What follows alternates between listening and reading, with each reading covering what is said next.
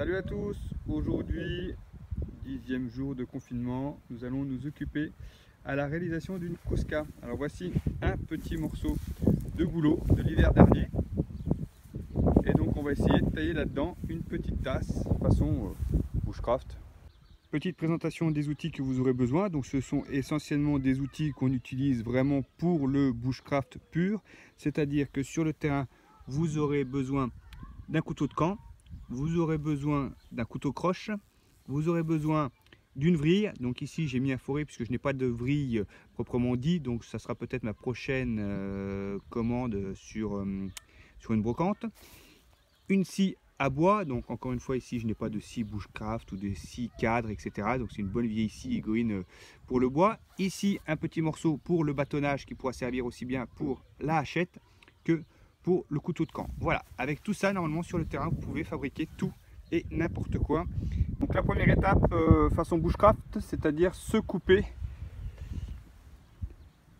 un morceau, un quart, pour pouvoir avoir donc la hauteur de sa petite tasse. Alors premièrement je vais déjà dessiner mon rond, ça va déjà me donner un premier schéma de coupe.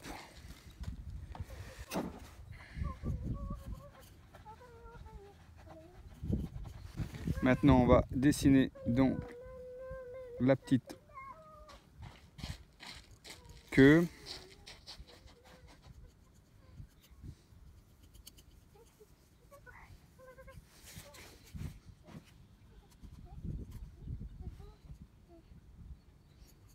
Allez, on attaque dans le gros.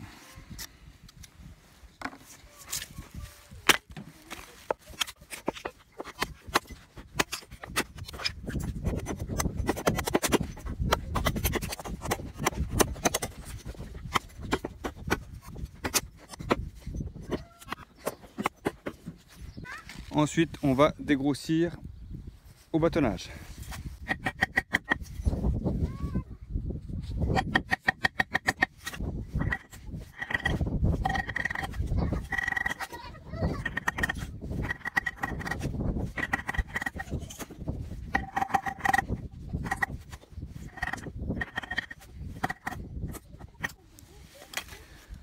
Bon, voilà déjà une préforme.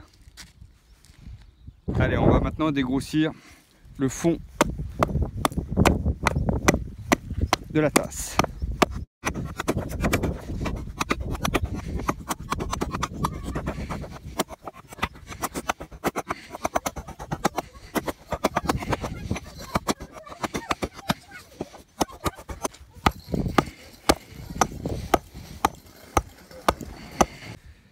Étape suivante, nous allons prétailler l'anse ici à la scie.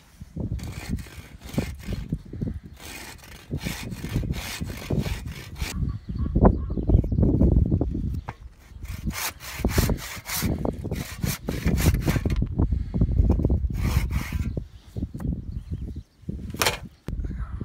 qui nous fait déjà, donc bon, ma fille est déjà passée par là, hein, elle a déjà décoré, mais sinon on a déjà la queue du mug. Donc maintenant que le dégrossi est fait, on va vraiment jouer de l'accroche. Donc maintenant tout va se faire à l'accroche. Donc là il y a vraiment beaucoup, il va y avoir beaucoup de boulot.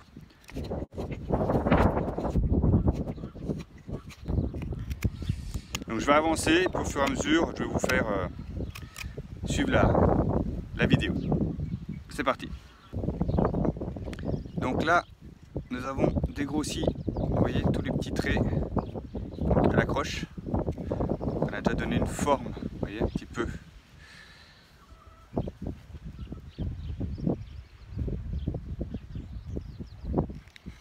Allez c'est parti, on continue. Donc voilà, donc pour l'instant elle est quand même bien dégrossie et je voudrais attaquer donc le milieu pour commencer donc de la creuser.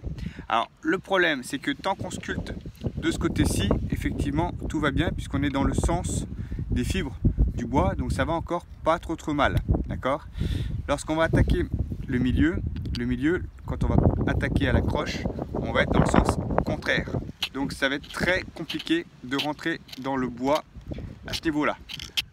Pour ceux qui ont vraiment du matériel de bushcraft, enfin entre guillemets plus de menuiserie, hein, pour ceux qui ont des vrilles, pour pouvoir effectivement commencer d'attaquer le milieu, ça sera beaucoup plus simple. Donc moi aussi, je vais attaquer le milieu par un petit coup de vrille et puis ensuite on y attaquera à la croche, puisque sinon on va y passer une semaine. Donc ici j'ai quand même pas trop mal avancé cet après-midi, mais il me reste encore une bonne épaisseur au fond, ce qui est le plus dur à aller chercher à la croche. Je comprends pourquoi tout le monde achète sa Cusca sur Wish, parce que sans déconner, c'est surtout sur du bois sec là, qui a 2 ans, c'est super raide. Franchement, heureusement que j'ai sorti la vrille et que j'ai attaqué à la perceuse à colonne, parce que franchement je sais pas où est-ce que j'en serai aujourd'hui. Je pense que c'est plus d'une semaine qu'il faut. C'est ma première, je pense que ce sera ma dernière, donc on a compris qu'on a vraiment le temps de rien foutre en confinement pour faire ça. Bon, c'est agréable, mais c'est raide. Bon, on va voir par la suite. Pour l'instant, je continue donc mon intérieur, vous voyez, donc qui n'est pas si vilain que ça. Ça commence à ressembler à quelque chose, mais il faut vraiment que j'enlève toutes ces traces de machine, que je fasse un truc uniforme et propre. Mais sinon, pour une première, c'est pas mal. Donc ici, l'étape, on va dire, de sculpture est finie. Donc j'ai fait tout l'intérieur, donc que j'ai dégrossi, on va dire, donc à la vrille, à la machine, à la perceuse, tout ce que vous voulez. Ensuite, il a fallu quand même faire jouer de la croche un petit paquet de temps pour avoir un fond de forme correct et propre. Donc j'ai passé un petit moment. Maintenant on va passer au ponçage.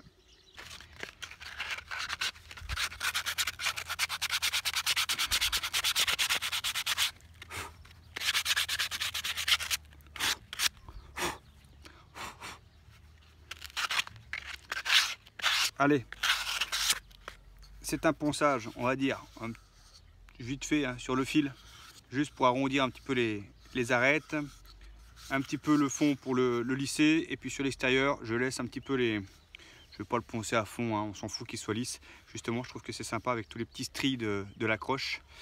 Et puis voilà, donc pour moi, elle est finie. Je vais lui faire un petit trou ici pour lui mettre un petit bout de paracorde pour faire vraiment sympa. Et puis on va la laver, on va lui mettre un petit coup d'huile et puis ça va être parti pour son premier bivouac. Donc nous arrivons sur la fin, donc où la Cusca est poncée et séchée. J'ai enlevé la poussière et puis maintenant je vais la passer donc à l'huile d'olive. Donc toujours en mode, je vais me faire un petit bâton. Je vais y mettre un petit bout de scotch autour de ça pour me faire comme un petit pinceau. Et hop là, ça c'est bushcraft. Hop, donc ça c'est de l'huile d'olive, comme ça c'est plus que naturel. Et puis je vais saupoudrer, badigeonner toute pour qu'elle soit imbibée d'huile. Alors ça fait quand même un petit vernis, ça va déjà lui donner une jolie couleur, en espérant que ça l'étanchifie un petit peu. Tout ça, le bois va boire l'huile.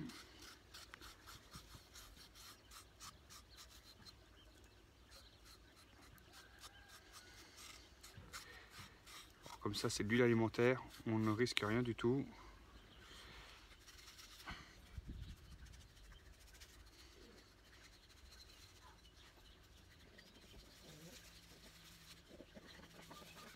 On en repassera une deuxième petite couche en 5 minutes, quand le bois aura déjà bu sa première couche. Donc là, je vais vous montrer comment on fait la finition. Donc moi, je vais passer un morceau de paracorde dans le trou. Puis l'autre, je vais aussi le passer dans le trou. Voilà.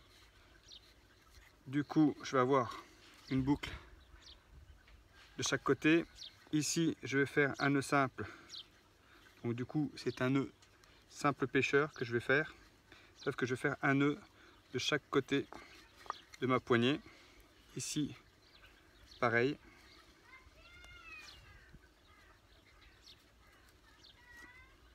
Ce qui nous permet dans un premier temps de venir régler un petit peu la boucle que l'on veut ici. Donc le but du jeu, c'est d'y passer le doigt ou un petit mousqueton. Il n'y a pas besoin de plus. On serre et le but du jeu, c'est que les deux nœuds après viennent se mettre donc dans leur trou de chaque côté. Et puis voilà, chose faite. Donc les deux nœuds vont venir voilà, se serrer. Voilà un petit truc sympa. Maintenant on fignole.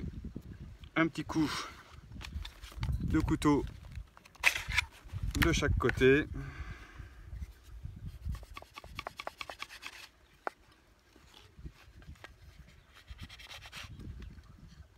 Hop là.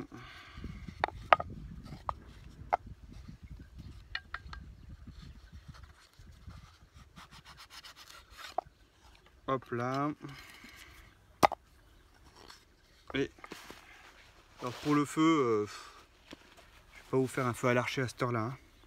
On va utiliser comme tout le monde. Un petit bic. Hop.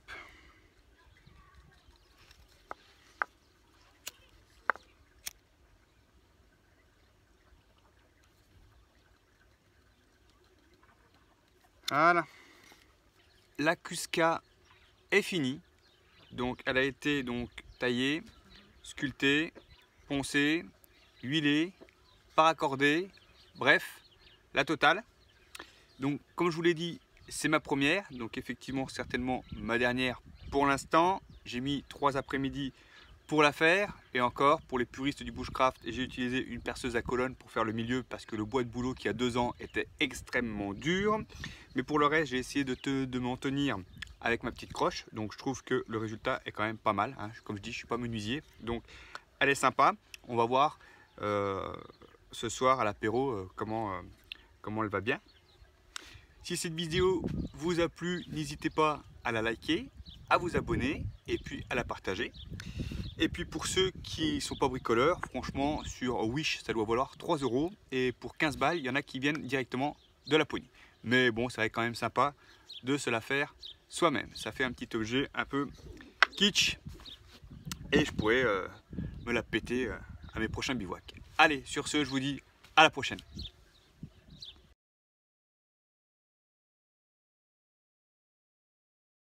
Et pour cela, je vais utiliser une bonne vieille scie. Tu t'amuses bien? Oui.